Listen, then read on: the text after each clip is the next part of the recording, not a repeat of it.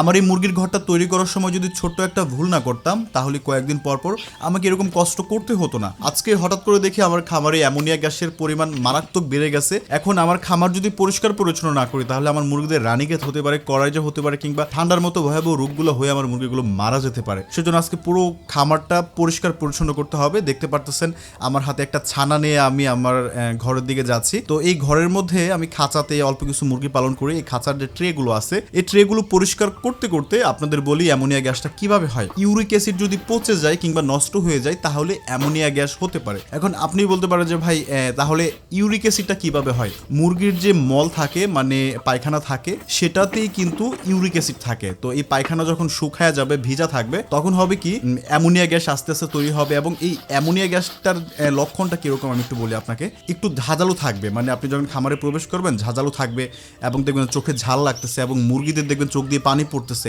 এগুলো হচ্ছে অ্যামোনিয়া গ্যাসের লক্ষণ।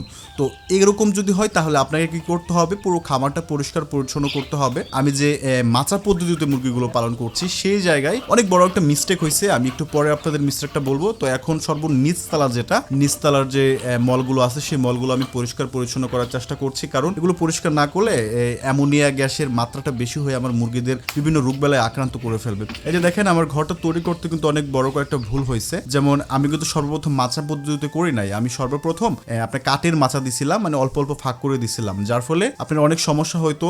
আপনার মল নিচে পড়তো না, মল বেঁধে থাকতো।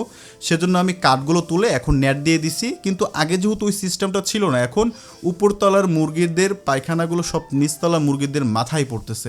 মানে উপরতলার মল এবং নিচতলার মল সব একসাথে হয়ে মানে একটা নাজেহাল অবস্থা। তো কিছুদিনের মধ্যে আমি উপরতলার নিচে আমি চেষ্টা করব একটা ট্রে দেওয়ার জন্য। এখন এই মলগুলো আমি যেখানে সেখানে ফালবো না, আপনাদেরও বলবো যে যেখানে সেখানে মলগুলো ফালবেন না, তাহলে অন্য অন্য মুরগিগুলো কিন্তু আক্রান্ত হতে পারে। আমি এই মলগুলো আমাদের যে গাছ আছে পেঁপে গাছ, এই পেঁপে গাছের গোড়ায় দেবো। দেখতে পারতেছেন যে পেঁপেগুলো কতটুকু সুন্দর। এবং আরেকটা গাছ দেখায় যে দেখেন ছোট গাছটাতে কিরকম পরিমাণে পেঁপে হয়েছে। আচ্ছা যাই হোক, তো এখন বাড়িতে আসার পর দেখেন আমার যে ফুলটুসি, এই ফুলটুসির বেবিকে কিছু খাবার দিতে হবে। তো একটা বিষয় একটু মাথায় রাখবেন যে যারা এরকম ক্যারেটের নিচে মুরগি এবং বাচ্চাদের রাখবেন তারা কখন মুরগিদের খাবার দেবেন? আপনি তখন মুরগিকে খাবার দিবেন যখন দেখবেন যে ক্যারেটের নিচ থেকে মুরগির বাচ্চাগুলো ঘুরোঘুরি করতেছে, বিভিন্ন জিনিস ঠোকর দিচ্ছে।